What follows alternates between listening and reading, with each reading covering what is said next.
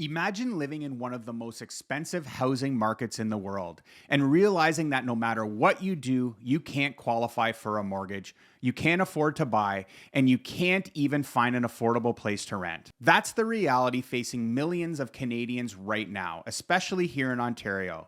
We've hit a breaking point in the housing market, and it's what I'm calling the mortgage crisis nightmare. For years, the dream was simple: buy a home, build equity, rent it out someday, maybe upgrade down the road. But today, that system is broken. For people who want to buy, they can't qualify. For people who already own, they can't sell. And the people who rent are paying record prices, in some cases, more than what a mortgage payment would actually be. And here's what's making it even more confusing. Interest rates are finally starting to drop. Inflation is, yet somehow housing affordability hasn't improved. It's actually gotten worse. So what's going on? Let's start with the numbers. The Bank of Canada may have cut rates, but the qualifying rules, the OSFI stress test hasn't changed. That means that you're getting a mortgage rate of 4.5%. You still need to qualify at 6.5%. That's thousands of dollars more in required income just to borrow the same amount. And even if you do qualify, the cost of living has gone up everywhere else.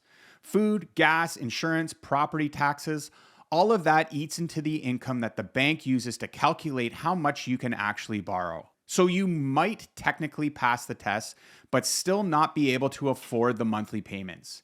Meanwhile, home prices have come down in some areas, but not nearly enough to offset how much rates have gone up. A $700,000 home today costs about the same per month as a $1 million home did back in 2021. Because of that, buyers are sitting on the sidelines, sellers are stuck waiting, and investors who thought that they could rent out properties for profit are suddenly realizing that they can't even cover their cost. The system has jammed up, and the results is fewer homes being sold, fewer being built, and fewer people able to live where they work. That's the crisis that we're in. It's not just about housing anymore. It's about the ripple effect across families, communities, and the economy. When people can't move, can't upgrade, and can't invest, everything slows down. And the worst part, everyone feels trapped. Buyers can't buy, renters can't rent, and homeowners can't sell. So in this video, we're breaking it all down. The three sides of this nightmare: why Canadians can't qualify, can't buy, and can't rent, and what it's going to take to finally fix it. Because this isn't just a market correction, it's a wake-up call. Let's start with the first piece of this nightmare: can't qualify. For most Canadians, qualifying for a mortgage right now feels almost impossible. And it's not just because rates are high, it's because the system itself hasn't adjusted to the new reality. Even though the Bank of Canada has started cutting rates, the qualifying rules, that same OSFI stress tests, are still stuck in the pandemic mode. You still have to prove that you can afford a payment 2 full percentage points higher than the rate that you're actually getting. So if your lender is offering you 4.5%, you're stress tested at 6.5%. That test doesn't care that the rates are easing, it doesn't care about your income has stayed the same, or that your household expenses have gone up. It just blocks you. This rule was meant to protect borrowers from rate shock, but now it's just locking out good, stable families who would easily qualify 2 or 3 years ago. Add in higher debt payments, childcare costs, and CRA scrutiny on self-employed incomes, and suddenly, even dual income professionals can't make the math work. I see this every week. Business owners, freelancers, contractors, people who pay themselves strategically to save on taxes, they can't qualify under the traditional model, even though that their businesses are thriving. These aren't risky borrowers. They're responsible Canadians being punished by rigid guidelines that don't reflect real life. Now let's move to the next problem: can't buy. Even for those who do qualify, the question becomes, buy what? Because what's on the market right now often doesn't make financial sense. Take a typical home in Ontario, about $700,000 at today's rates. The payments are roughly the same as what a $1 million home would have cost in 2021. So yes, prices have dropped, but affordability didn't improve. The average household income in Ontario has maybe gone up 10% since 2021, but borrowing costs have nearly doubled. And it's not just buyers feeling the pinch, sellers are too.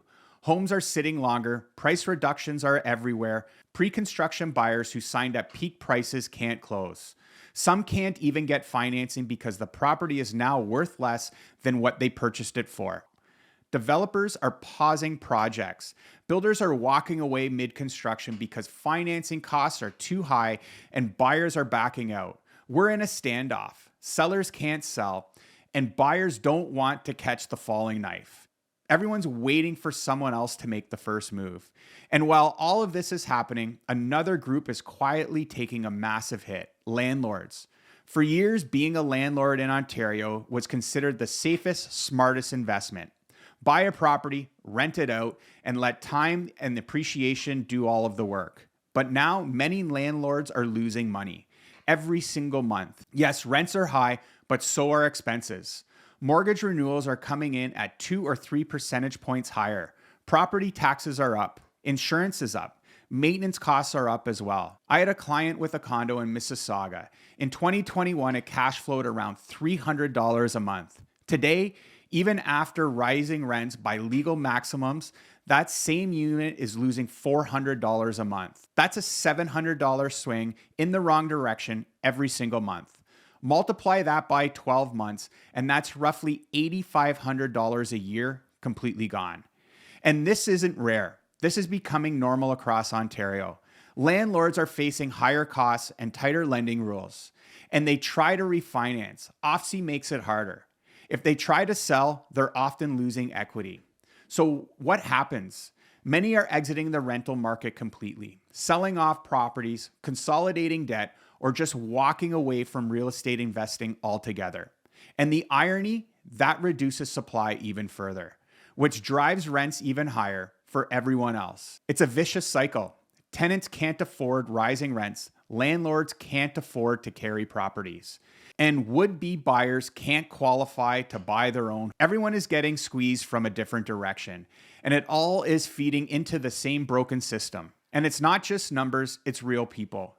Young couples feel like they'll never own. Parents helping adult kids just to get into the market.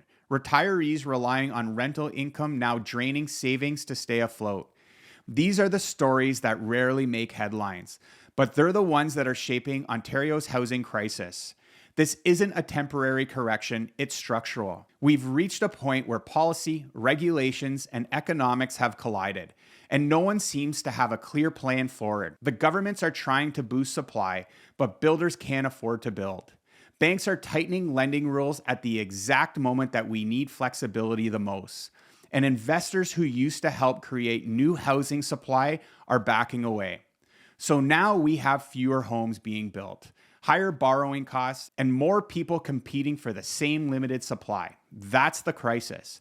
And unless something changes, we're heading towards a long-term generational divide between those who already own and those who never will. Because this is the first time in decades that owning a home in Ontario isn't just hard. For many, it feels impossible. But here's the thing. Even though it sounds bleak, this doesn't have to be the end of the story. Because what I'm seeing right now isn't a collapse, it's a reset. The Ontario housing market is finally correcting years of unrealistic growth and cheap credit. And while that hurts in the short term, it's also creating opportunity, especially for people who have been locked out for years. Let's start with first-time home buyers. If you've been waiting, this might actually be your moment. Prices are down and sellers are more negotiable than that they've been in years. You can add financing conditions again. You can negotiate inspection, repairs, even price drops. And the truth is, a lot of those investor-owned condos and small rentals are losing money and quietly turning into starter homes all over again. These are properties first-time home buyers can step into with lower prices and less competition. If you can qualify, this is the best window in years to finally get into the market. And if you can't qualify yet, don't give up. Plan for it. Work with how to navigate this environment, because there are lenders who use a common sense approach, who look at the overall financial picture, not just your T4 income. We've helped self-employed clients, commission earners, and gig workers to get approved using real-world numbers, not outdated formulas. Now, if you're an investor, this is the moment to pivot. The flipping game is over for now. But the long-term investor who focuses on cash flow, multi-unit opportunities, and adding value through renovations, they're the ones that are going to come out stronger when the market recovers.